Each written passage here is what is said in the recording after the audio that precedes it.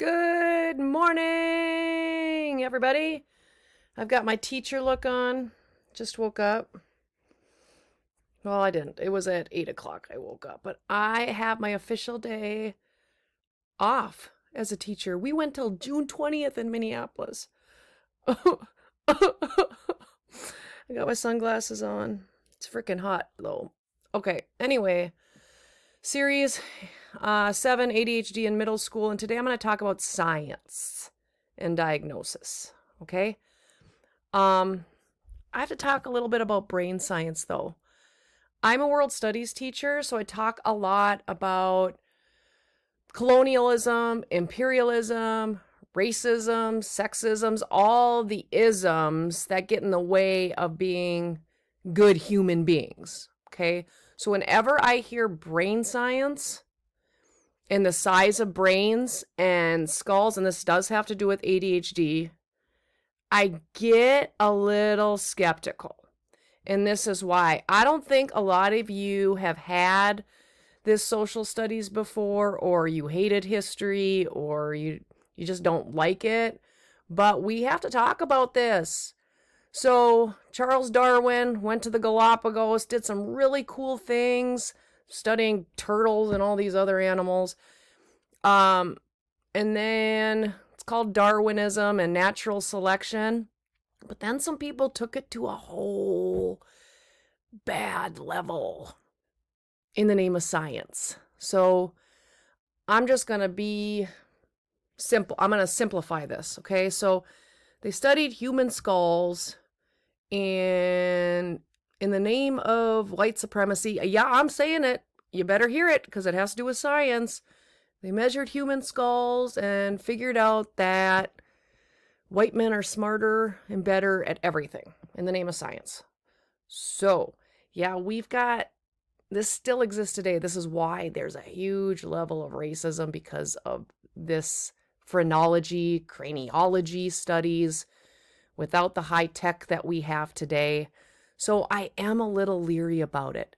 I'm telling you, study this. If you are in denial, it's time. It's time to start acknowledging this. This is where we got a lot of our racial attitudes, right? Our racial tension, our sexist tensions, because they figured women have smaller skulls, so they're stupider, so they belong in the kitchen. People of color, they have smaller skulls, they're stupider, they are a lower class than us. Please look into this. I'm serious. It's the dark side of science, the eugenics theory. Please, you would be such a better human being if you took a look at this science. It's called eugenics, and it was really messed up, you all. They were forcing sterilization of women without their permission because they thought that these women, Native women, Black women, were stupid and they wanted to do population control, even in the US. I'm telling you, look into it. There's your history lesson. It sucks. It sucks to acknowledge this for some of you, but it's real and it's sad. So, eugenics, a hidden history. Please do that. Just look it up. Because when I hear stuff like this, I get a little like tense when they're doing brain sciences and ADHD, which happens to me by my brain, and so is it true that my brain's smaller or your child's brains are smaller? Is that true? Again, I'm skeptical, and that doesn't mean I don't think it's true, but it could explain a lot. It could. Why we are the way we are. It could. And it could make things better because then maybe I'd have some strategies to use, or your child could have better strategies, or you would have better strategies to work with people you love with ADHD, as far as organization, impulsivity. So could it be? So look at this, smaller brain volume here. Loss of frontal cortices. It's a fun word. So I'm skeptical, but I'm open to it. Okay, because maybe it would help me. But again, because of this, it just leaves like a bad taste in my mouth a little bit. That's your summer assignment. Study eugenics. Again, it's going to make you a smarter human being for sterilization and brain sciences. But again, I'm open to this. We got better tech.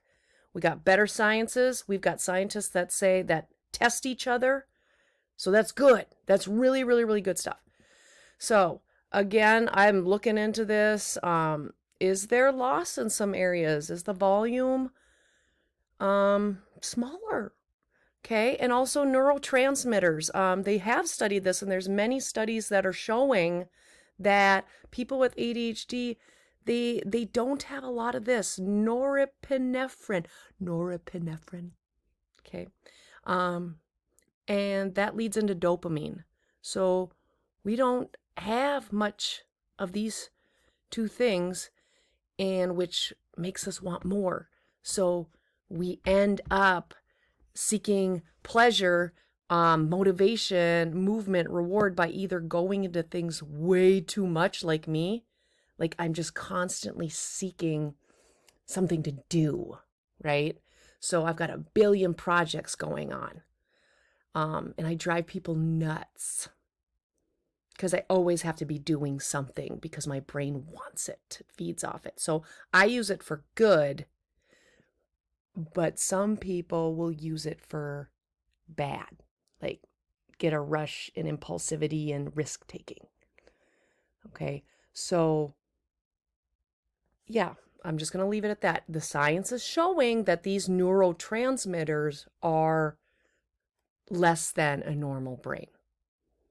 Okay, so there's multiple studies on this one. Brain size volume, they're still studying. Okay, so this is the negative side of ADHD. So this is what your child and myself feel sometimes. Like, I can't do it right. I'm driving people nuts. I'm so weird. I can't organize. I'm trying. It's not working. Okay, so a lot of brain stuff in there. Okay, again, I told you this last episode. Seventh grade and before, these things have to be present and in multiple settings, not just one.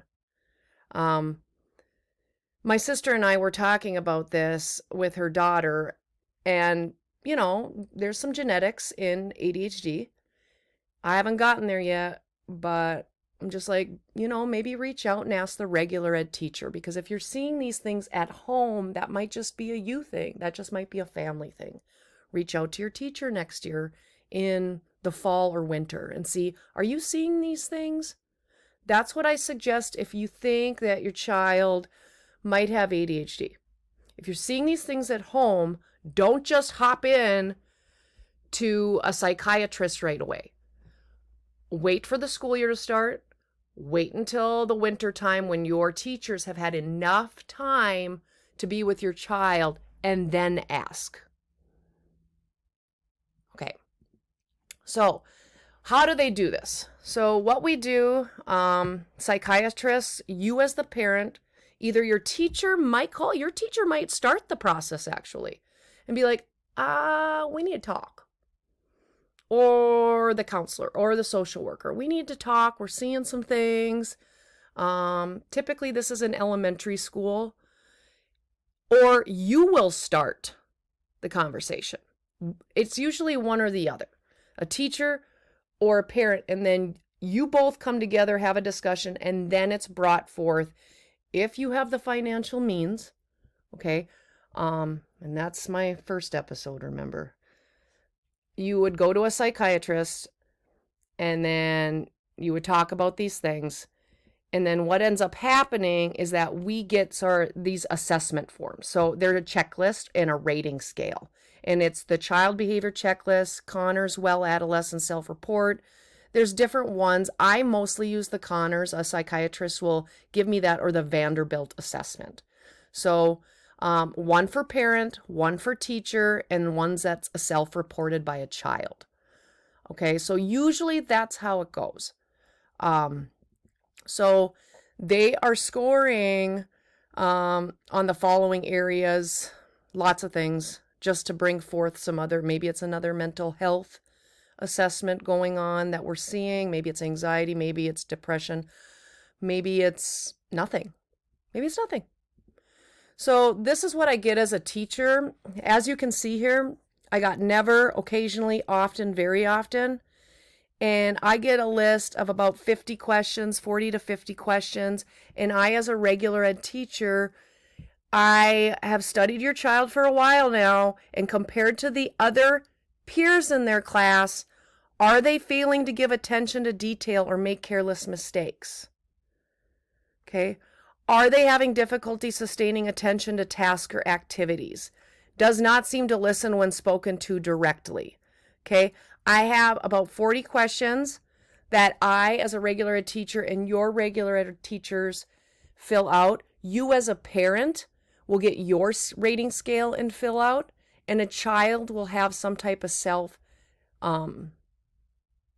scale or rating system, depending on the age. Okay, so you and I are going to get something to fill out. So again, it does symptoms, performance, academic performance, and classroom behavior performance.